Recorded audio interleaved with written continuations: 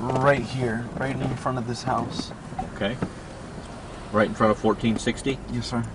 All right. And what was he was walking in between the buildings, or? He was walking like in the grassy area, like up towards, kind of between these two poles.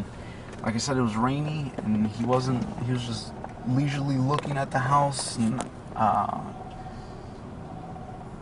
like I said, my wife I left for the grocery store, and I just felt like something was off about him. Right. So I said, and there's been a history of break-ins and that, and I had called previously about this house. Right. When the police arrived at this house, when I called the first time, the windows were open and the door was unlocked. And the police came and secured it. So I said, you know what, it's better to just call. And okay. I kept driving. I passed him, and he kept staring at me and staring or looking around to see who else was.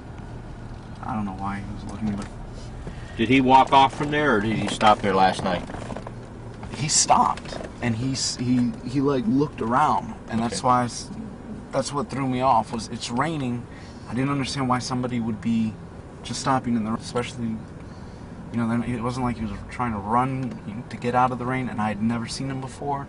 Didn't look like he was exercising. Where was he standing at when he stopped? Right in front of 1460. On the sidewalk or in the grass? No, in the grassy area. Right in the grassy area? Yes. Okay. Like about right in front of where the car is? Yes, sir. And then I drove past him. Okay. And I went to the clubhouse. All right. Up here on the right-hand side. And parked up there? Yes, sir. Okay. And what was his, you're good. Naturally he left. He caught up to you up here, or? Yes, I called the non-emergency line, and when I got through, I parked at the clubhouse. All right. And they asked me, you know, where I was, and I told them the clubhouse, and I think I gave them the address to the clubhouse. Where'd you park at? Right up here next to that green. I don't think that truck was there, but I just pulled up. Okay. In there. So you just pulled in here? Yes, sir. And this is where you got out? No. This is where I just stopped to call, and then he walked past me, and he kept looking at my car, and still looking at the houses and stuff. So then the dispatcher said, where did he go? What direction did he go in? And I said, I don't know. I lost, because he cut down here and made a right. I guess it's Twin Trees Lane. He made a right in there, and they said, well, what direction did he go in? And I said, I don't know, I can't see him. Okay. And they said, can you get to somewhere to see him? And I said, yeah, I can. So I backed out. All right.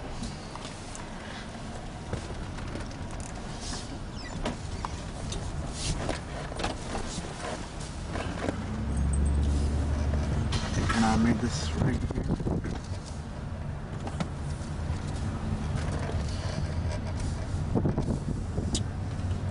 Left here.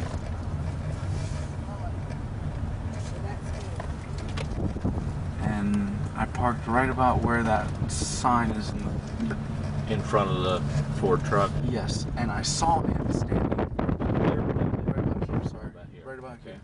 And I saw him walking back that way and then cut through the back of the houses. He looked back and he noticed me, and he cut back through the houses. I was still on the phone with non-emergency. And then he came back, and he started walking up towards the grass, and then came down and circled my car. And I told the operator that. He was circling my car. I didn't hear if he said anything. Right. But he had his hand in his waistband. And I think I told the operator that. And they said, where are you? And I could not remember the name of the street, because I don't live on this street. Right. Retreat View Circle goes in a circle. Right. And I said, I don't know. And he goes, we need an address. And I said, I don't know an address. I think I gave them my address. And they said, give us directions to get to you. And I said, if you tell the police to go straight at the clubhouse and make a left, my truck will be there. And again, they asked me where he went, what direction he went in. And I said, I don't know. And then I thought to get out and look for a street sign. Right. So I got out of my car and I started walking. Right. Go ahead. Oh.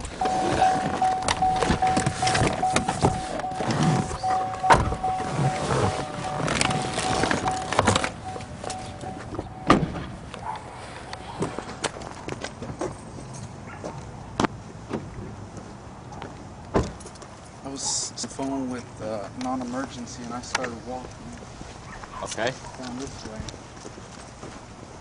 And because I didn't see a street sign here, but I knew if I went straight through that's Retreat View Circle, and I could give him an address, because he said, just give me the address of the house you're in front of. Okay. And no address, because these are the back of the houses. So I walked straight through here, and I didn't see him at all. I was walking, and I was still on the phone with me on non-emergency. Okay. I got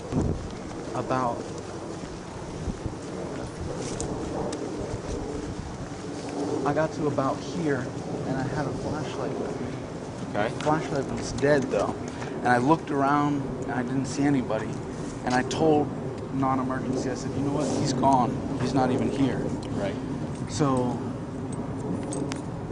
I still thought I could use their address, so I walked all the way through.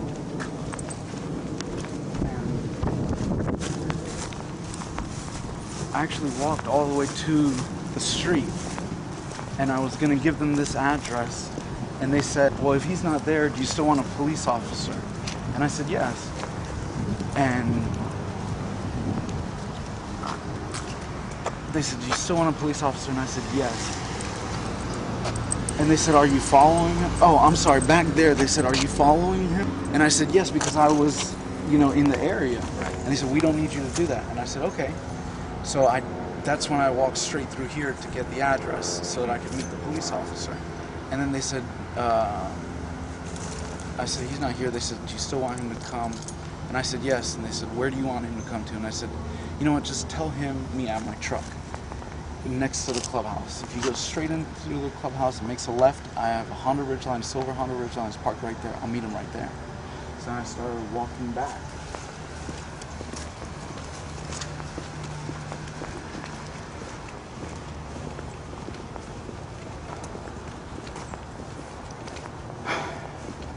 When I got to, I passed here, I looked, I didn't see anything again, and I was walking back to my truck. And then when I got to right about here, he yelled from behind me to the side. He said, yo, you got a problem? And I turned around, and I said, no, I don't have a problem, man. Where was he at? About? He was about there, but he was walking towards me. So he's coming from this direction here. Yes, sir. I believe, like I said, I was already past that, so I didn't see exactly where he came from, but he was about where. Okay. And I said, no, I don't have a problem. And I went to go grab my cell phone, but I left it in a different pocket. And I looked down at my pant pocket, and he said, you got a problem now. And then he was here, and he punched me in the face. Right here? Right up around here. To be honest, That's fine. I don't remember exactly. That's fine. I think I stumbled, and I fell down, he pushed me down, somehow he got on top of me. On the grass or on the cement? It was more over towards here. I was trying to push him away from me, and then he got on top of me somewhere around here. And that's when I started screaming for help. I started screaming, help, help, as loud as I could. And then is when he grabbed me. I tried to sit up, and that's when he grabbed me by the head and tried to slam my head down. Were you on the cement or you on No, my body was on the grass. My head was on the cement. you can see your basically facing this way? Yes, sir. Okay. That's as best as I could feel through my jacket. I felt like my body was on, and my head was on the cement, and he just kept slamming it. And I kept yelling, help, help, help, as loud as I could. He put his hand on his nose, on my nose, and his other hand on my mouth. He said, shut the fuck up. And then I was squirming again, because all I could think about was when he was hitting my head against, it felt like my head was going to explode, and I thought I was going to lose consciousness. So I tried to squirm so that I could get, because he only had a small portion of my head on the concrete. So I tried to squirm off the concrete. And when I did that, somebody here opened the door, and I said, help me, help me. And they said, I'll call 911. I said, no, help me. I need help. And I don't know what they did, but that's when my jacket had moved up, and I had my firearm on my right side hip. My jacket moved up, and he saw it. I feel like he saw it. He looked at it, and he said, "You're gonna die tonight, motherfucker." And he reached for it, but he reached, like, I felt his arm going down to my side, and I grabbed it, and I just grabbed my firearm, and I shot him one time. After you shot him, keep on going. What did he say? I shot him. He like sat up. So you're still in this position here, basically. Yes, you're sir. laying down here. You shot him, so he's in the grass. Yes, sir. He was on top of me like this. I shot him, and I didn't think I hit him because he sat up and he said, "Oh, you got me. You got it. You got me. You got it." Something like that. So I thought he was just saying, "I know you have a gun now. I heard it. I'm giving up." Mm-hmm. So I don't know if I pushed him off me or he fell off me. Either way, I got on top of him and I pushed his arms apart. I said, Kind of "Don't." flipped him over. I don't remember That's how I fine. got on top of him. I'm sorry. That's fine. But I got on his back and I moved his arms apart because when he was really hitting me in the face and the head, I thought he had something in his hands. So I moved his hands apart. So you had him face down then? Yes, face down, and I was on his back.